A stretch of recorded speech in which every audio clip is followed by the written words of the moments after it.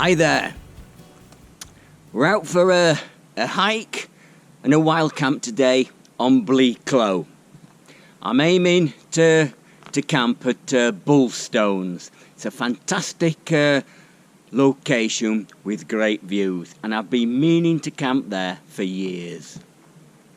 Now normally if I was going to access Bleaklow, I'd probably park on the Snake or Derwent Valley near Fairholmes and walk up from there. But it is a right climb up, and at the moment I don't exactly feel super fit.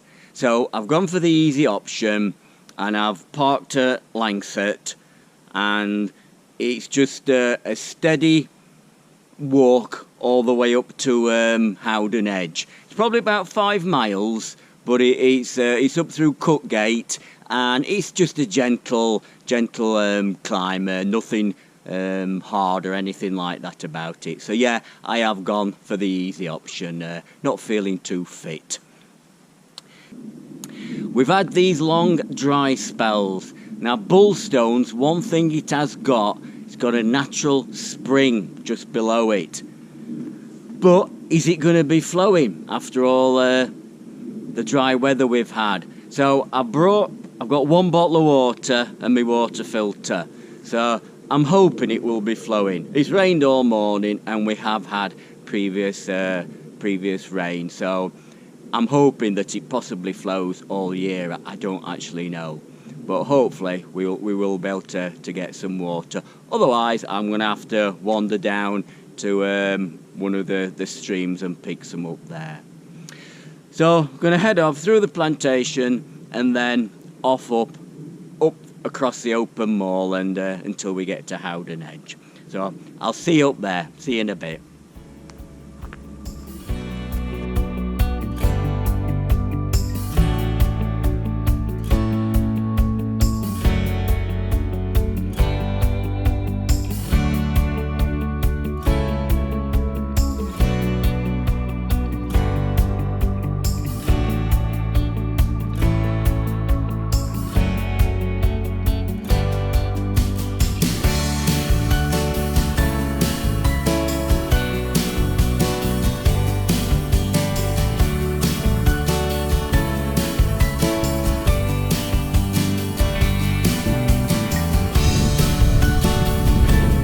It's always a welcoming sight when you see a cairn ahead.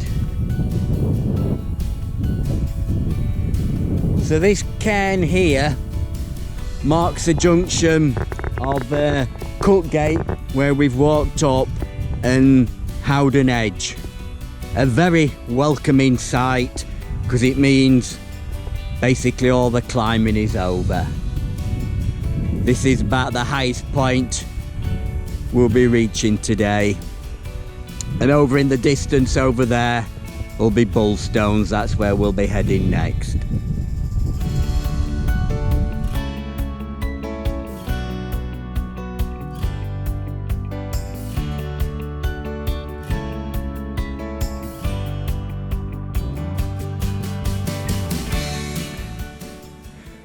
Just arrived at Bullstones.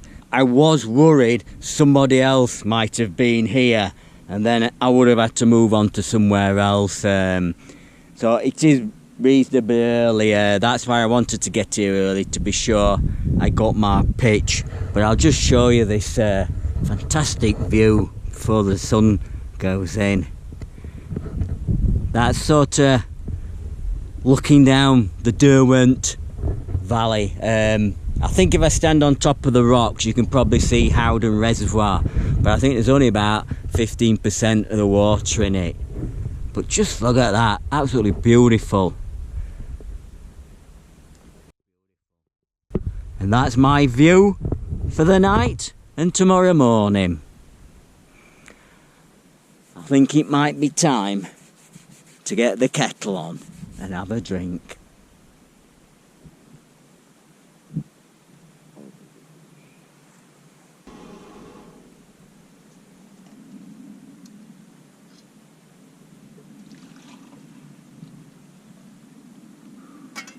Looking forward to this.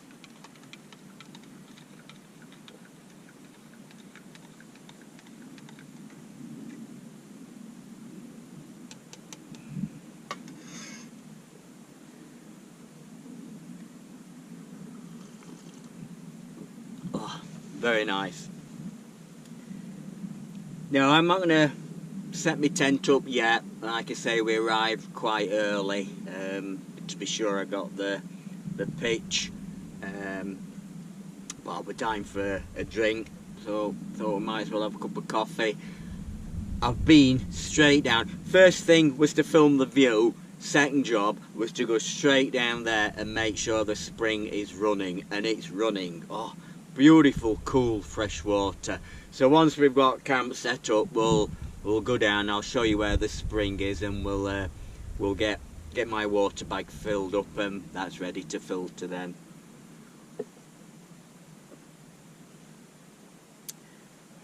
But I know, I suppose recently, last few years, I have got into the habit of camping nearer to home, up on Ringing Low, my local hills, occasionally up on Kinder or odd bits of Bleaklow. But there are all these fantastic places up here, but they are hard work to get to. I am getting a little bit older now, and to walk, say, 10 miles from Bamford or Lady Bower, something like that, wherever you can park your car, 10 miles with a loaded pack, it is hard work, and I suppose I've not been doing that because it's hard. And then part of me thinks, well, have I, as I'm getting older, perhaps should I ease off a bit and probably only camp local, and these places are out of my range because it's too hard to get here. And then I thought, no chance, no chance. I'm not gonna give up coming up here just because I've got a bit unfit and I'm getting a bit idle. What bigger incentive can you have to come to places like this if it just means getting a little bit fitter and that?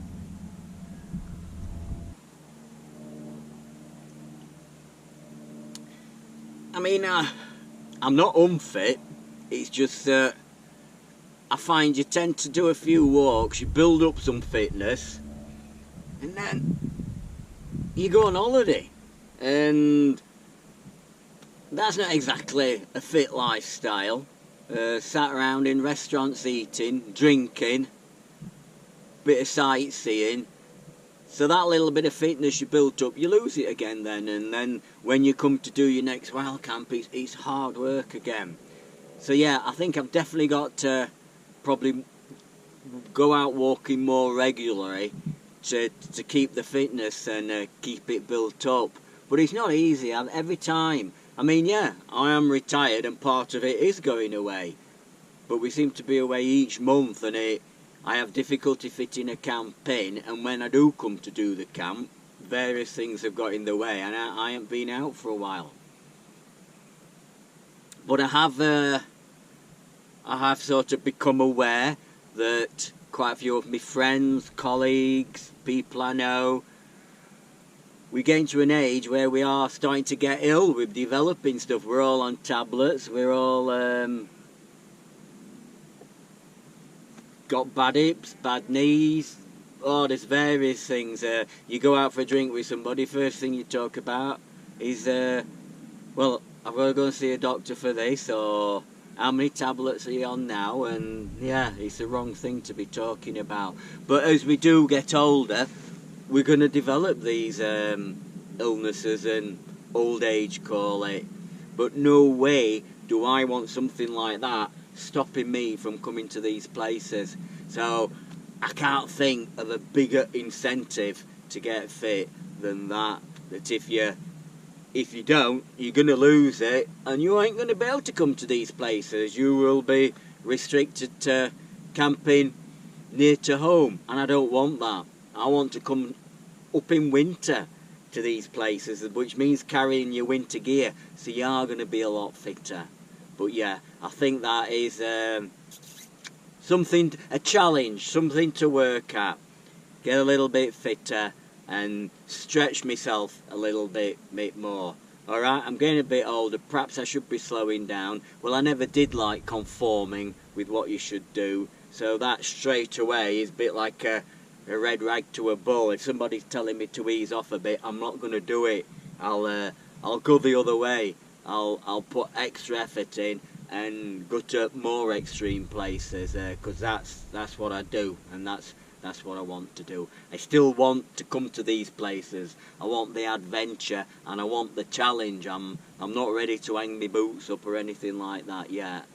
But yeah, so that's what we're aiming at. We'll have to see how we go. We have all these great ideas and they don't always materialise, but when I look at that view in front of me there, I want that for as long as I can have light. It's just amazing.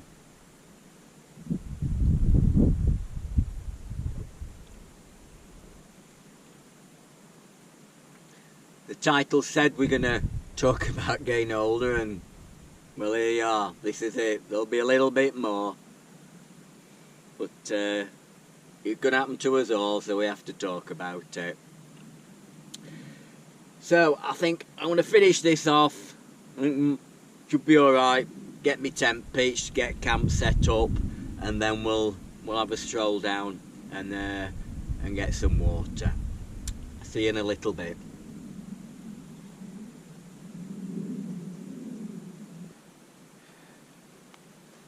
That's my camp set up.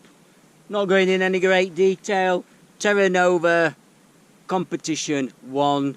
Not a modern tent, but pretty light enough for me. Gives me, yeah, you could have bivvied here. Perfect bivvying spot. But I'm bothered about the midges. That gives me a safe haven if there's a lot of midges, and there are some about. I can feel them.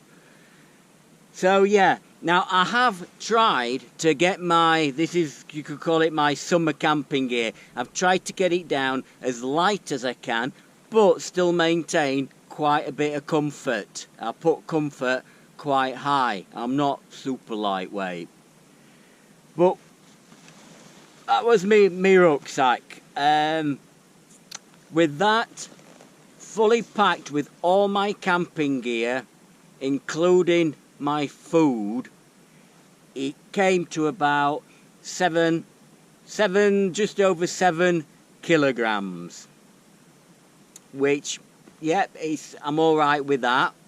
My food, which was included in the 7 kilograms, was 750 grams, so I thought that were quite good. I'll show you what I've brought later. So yeah, so I got 7 kilos, which ain't bad. Then we have to look at some of the other things, right? Because I'm doing it for YouTube, it's the camera gear. I bring 2 cameras, a GoPro, a little Sony RX100. I wouldn't rely just on one camera.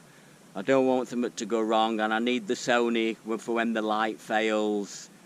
Audio recorder and a tripod.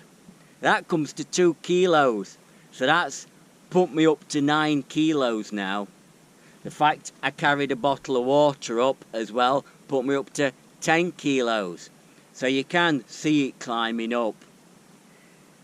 Now you could say there's not an elephant in the kitchen, there's an elephant in my rucksack. So this is something to work on. Gonna get it out. Oh, it's hooked me. Right, so this I need to do something with. This is my sleeping bag. It's my lightweight summer sleeping bag, or should I say it was my lightweight summer sleeping bag 20 years ago. And I know things have moved on. Sallower, that was the name of it. It actually weighs, I think it's 1200 grams, which was classed as lightweight, but nowadays it isn't.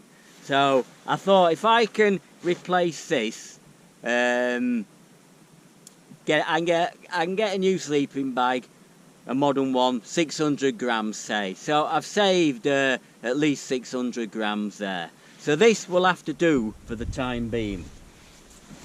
But that I can make a big saving there. So you'd think, just go and buy another sleeping bag. It ain't that easy, is it? Because you're spoilt for choice. Do I replace it with just a sleeping bag? Just have a look. Oh, what's all these here? Everybody's using quilts now. Oh, that's different. I won't mind a quilt. I like the idea of that. It's something new. It's something new to try out. It sounds cosy and warm, although I don't like drafts. So yeah, oh, perhaps not a sleeping bag. Perhaps it's a quilt I'm after.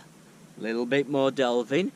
What's these hoodless sleeping bags? Very lightweight, zipped all the way round. You can open them up and you've nearly got a quilt. So it's like an in-between. So I thought, oh dear. I spent a few days looking. I have no idea. I mean, a quilt sounds interesting because a lot of people are using them. It's lightweight. I'm thinking just for your May to September, call it lightweight summer camping. But the other stuff looked interesting. So anyway, that's something I can work on, and that will reduce. That'll save me 600 grams. And the other thing, which I can't show you, is my tripod. I like using a tripod.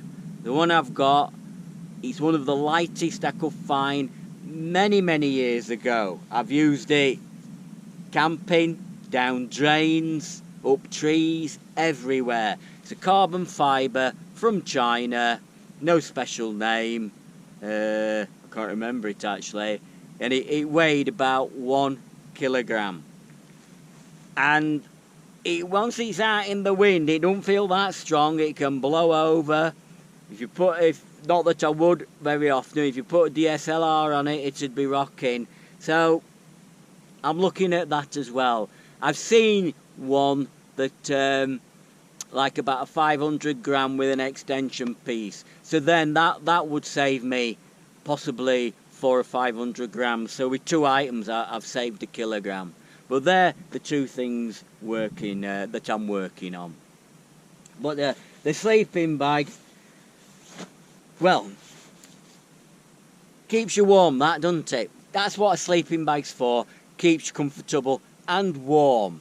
So being an OAP, in November, I should get my cold weather payment. I'm the only OAP in our household, so I get £300, I believe it is, to keep me warm in winter. So I can't think of anything more perfect than buying a new sleeping bag with it. It's as if that's what it's for. It's a cold weather payment.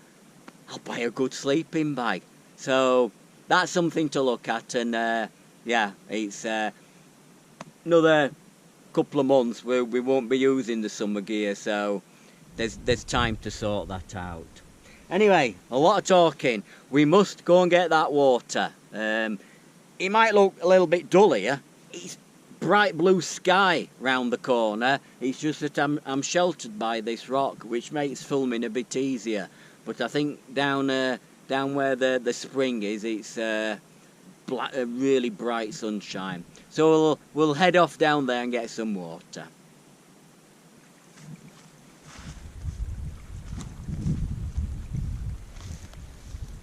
So this is the spring below Bullstones.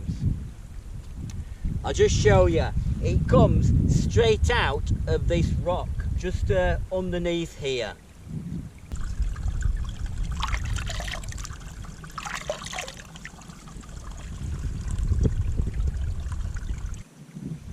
And you can see it's beautiful clear water.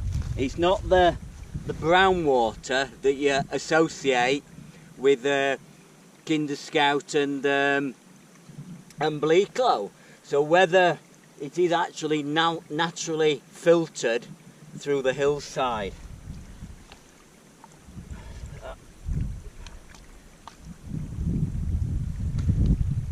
So we've got as much water as we want.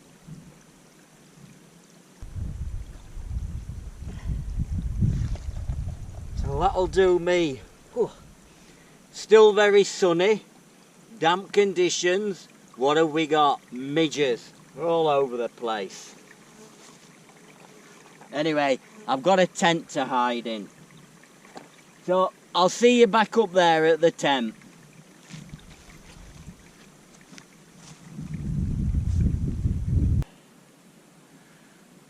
I just thought I'd show you what we're having to eat. It's not my usual style of cooking. This is lightweight. I've had to carry this lot, so it's an incentive to keep it light. So, very easy starter. Garden vegetable soup, that's in there. And it's cheap as well. So there's garden vegetable soup and a bread cake. Got to boil the water in the cup. That's it. That's very easy. For my main course, this is chicken korma curry, made by myself, I might add, and dehydrated by myself. That weighs, I think, 200 kilograms. 200 grams. There's 700 grams of water there. It'll make 900 grams. That's nearly 2 pounds of food. And I made that very simply out of tinned chicken. Oh God, what was it called? Those jars that you buy in the supermarket. Patak. The simple jars of curry. A jar of that. And rice. I put some onions in and I threw some sultanas in, but it was so easy to make. I might do a video on how I do a dehydrated meal, how I cook it, dehydrate it, package and even cook it, just to go through. If it's rubbish weather or I want an easy video to do, say October, November, we might have a look how I produce a dehydrated meal. So that's my main course, and if that hasn't filled me up, it's a strange sweet, I know, but I bought a packet of biscuits. Been having a few problems with my teeth, so I wanted something soft, and I thought I could dip them in some coffee or something like that. But everything there is soft, I'll have no problem eating it. And then in the morning, that is just 90 grams of muesli. I'll put some powdered milk in and that will give me my breakfast. So quite an easy menu, and it's alright, a sheep is looking at me. Clear off. Yeah, quite a lightweight menu and very easy to do. I'm not going to show how I cook it. It's boiling water and adding water. There is nothing to it. But I might show you when I've cooked something. I'm having problems with the midges at the moment, so I might have to escape into my tent soon. But yeah, I think we'll get this. Where's my lighter? I'm going to get my soup on the go. Even something as simple as a cup of soup. If you're hungry, it tastes so good.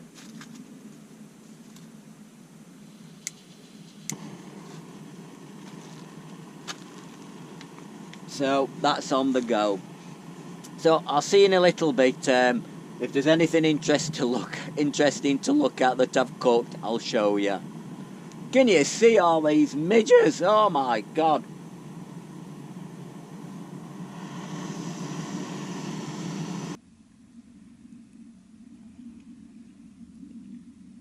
Wow. Just try my rehydrated curry. Very nice as well. Just a little bit hot. It's been made about 15 minutes hydrating, but it just retains the heat.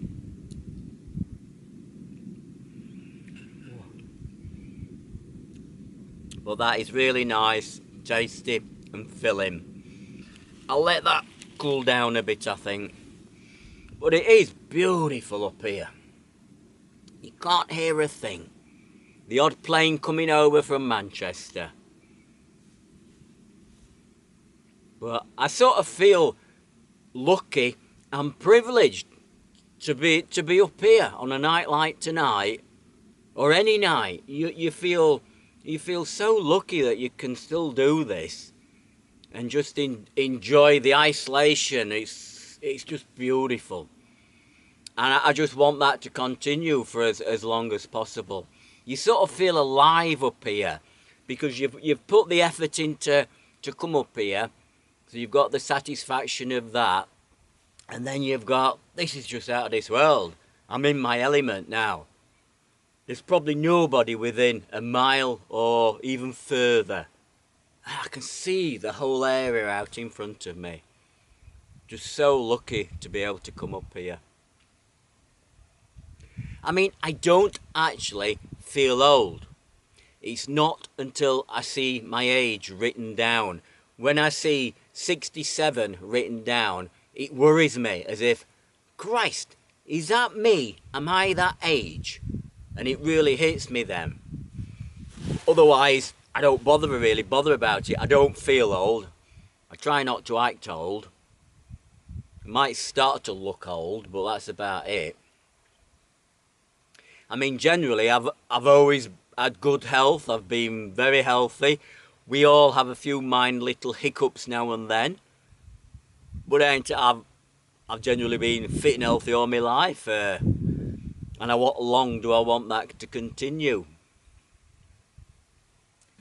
I mean, I think a lot of good health, ill health, a lot of it's just luck, isn't it? Some people, they get something seriously wrong with them, and that is just bad luck. They've not really done anything wrong, and it is terrible. It's terrible that some people, for no reason, of no fault of their own, they get ill. But I suppose, yeah, it's down to luck, but you can do probably a lot to prevent it. So I think yeah, there's the incentive. If you want to come up here and do this, it's worth, for me, getting a bit fitter, eating healthily. Alright, not always, but this is a wild camp, it don't count. But eating healthily, which I think I do anyway. Drinking sensibly. Yes, you may say, well, look what he drinks. I have calmed that. It was alright in lockdown, yeah. There wasn't a lot to do, and I'm sure a lot of us drank more than was good for us. But I like to think that's under control. There's more happening to go out now, so there isn't the reason to drink. So yeah, I could say I drink pretty sensibly now. I still like to go out and have a drink with my friends. It's good fun.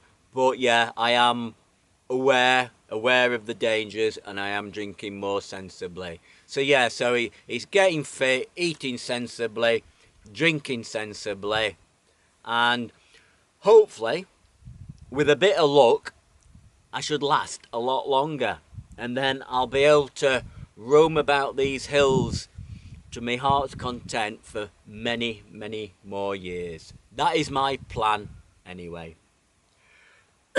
Anyway, I told you about old age, so I'm going to finish my curry off. We'll get a quick, I think, drink of hot chocolate. I'll save me biscuits for later. Yeah, have some hot chocolate. And I think the sun might have gone down, but we'll go and have a look, see what we can see. I'll see you when I've finished this.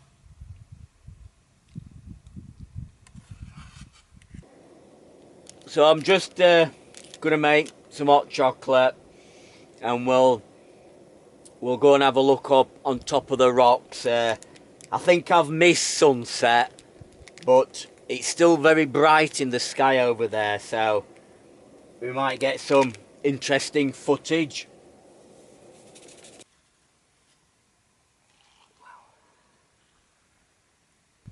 Right, I'll see you up on the rocks, and we'll see if we can get some silhouettes or something like that with the bright sky.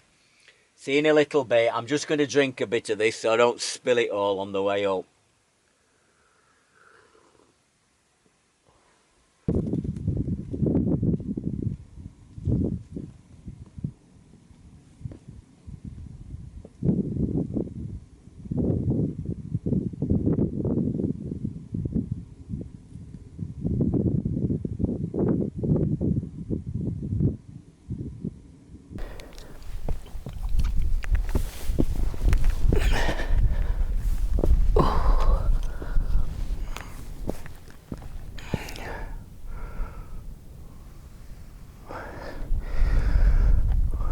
Wow, that sky looks beautiful.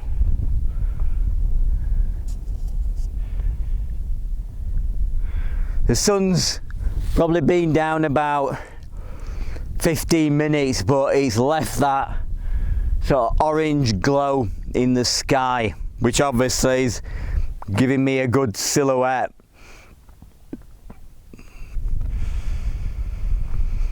You are truly alive when you're up here on a night like tonight. Just seen a light in the distance, so somebody's possibly about.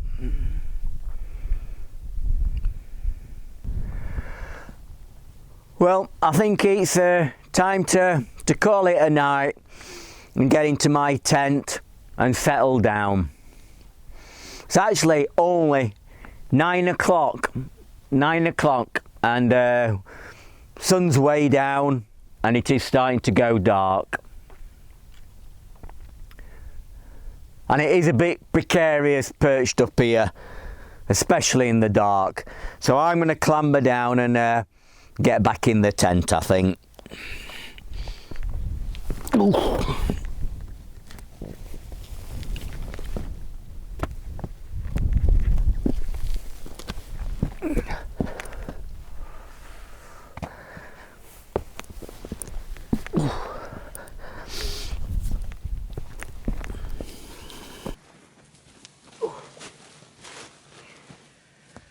So we're back down at the tent. Yeah, it's gone quite dark now. It's actually only 9:45, so not late at all.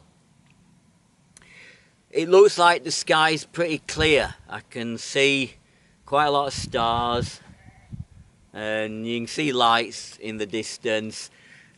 A few lights up on Marjorie Hill, so I bet somebody's wild camping up there. So, time for me to snuggle down into my tent.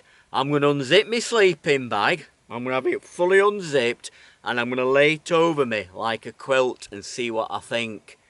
See if it feels comfortable, and obviously it's got the zips up so it's not the same. But yeah, just try and get an idea if a quilt would be the way to go. I do wriggle about and sort of roll around in a circle, so quite often I'll be twisted round and the hood of a sleeping bag will be in front of my face. So yeah, you need them in winter, but I'm thinking in summer you don't need a hood. You don't need a hood. If you were a bit cool, you could put a hat on, so you don't need a hood. So a quilt, good possibility. Those hoodless sleeping bags look interesting because you would be enclosed with those. But yeah, I've no idea. Anyway, I'll pretend I've got a quilt and see what it's like.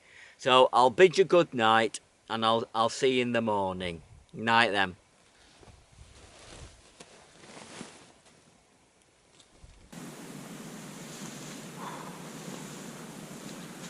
Morning there. As soon as I looked out this morning, you could see it was perfectly still. Midges everywhere. I just fastened this front up. God, there's clouds of them.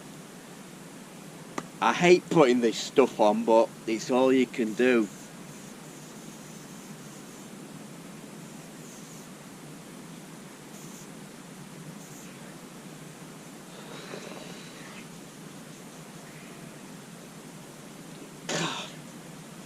What I'm going to do, I'm going to move all my breakfast stuff up on the top, and hopefully I might pick a bit of a breeze up, but I can't stand the things. I can feel. I was only out for probably about a minute. I got bit all over my face and that. Anyway, breakfast, very easy. Gonna have a cup of coffee, get that on the go first.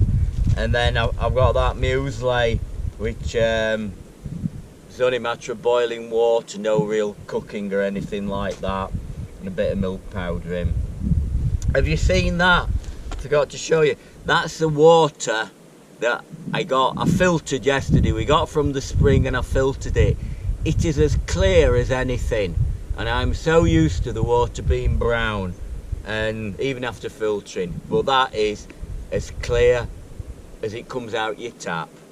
So fantastic spring that. Not a bad location for your breakfast.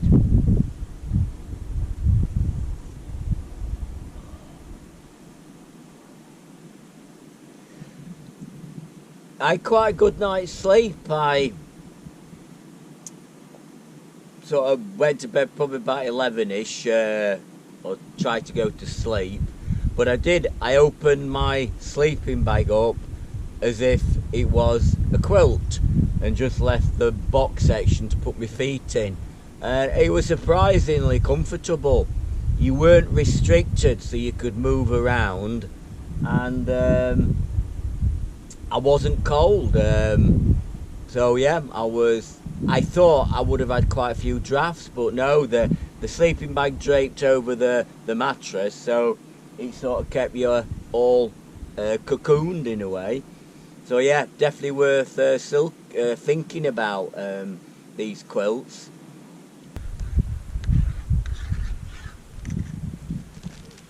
So that's basically just full of midges. My milk is full of midges. Well, hopefully they're dead.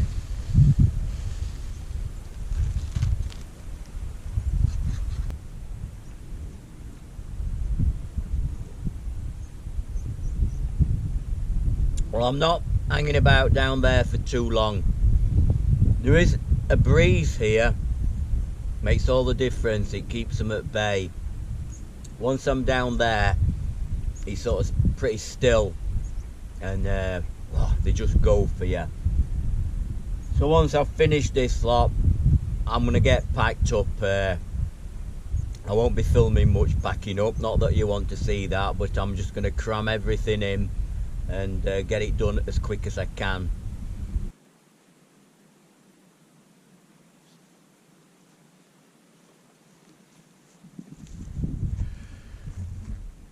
So everything packed up quite speedily, so I didn't get bit too much.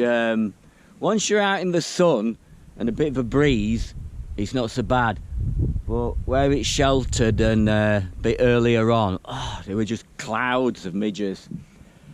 So everything's packed up. Nobody would have known I've camped here how it should be. So what I thought, the sun's coming out. It's looking nice, it is. So we'll go up on top of the rocks. Apart from the fact there's a breeze up there and there's no midges, I'll try and just pan round and show you the air. It's such a beautiful wild area. So we'll head up and then see what we can see.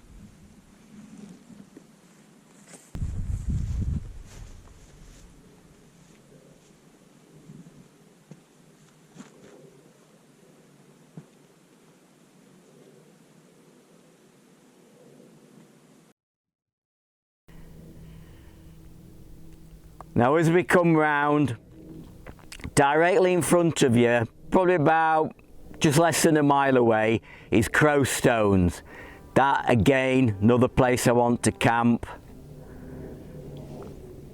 And you might not be able to see it, but on the sort of the hill beyond there, bang in the middle, is a rock stuck up. That is Horse Stones.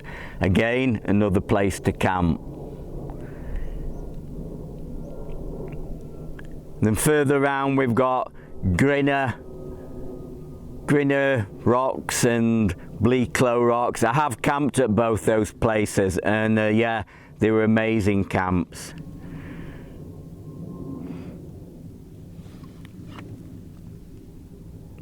And then on the horizon you'll make out a big mass of land. That is Kinder Scout. That is basically where I do spend a lot of time camping, but it's time to try new areas. And then coming further round, we're now looking down what is the Derwent Valley to Howden. Yeah, and you can't see Howden from here. I thought you could. It's Crowstones you can see Howden from.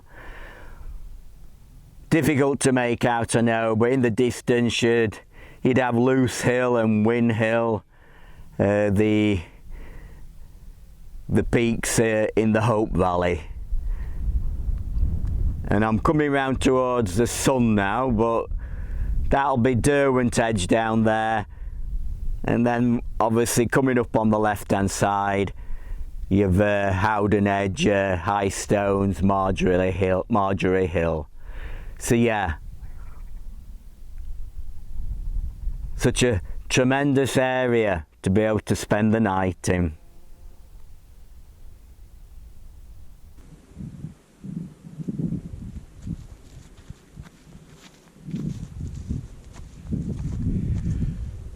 Time to head off back, I think.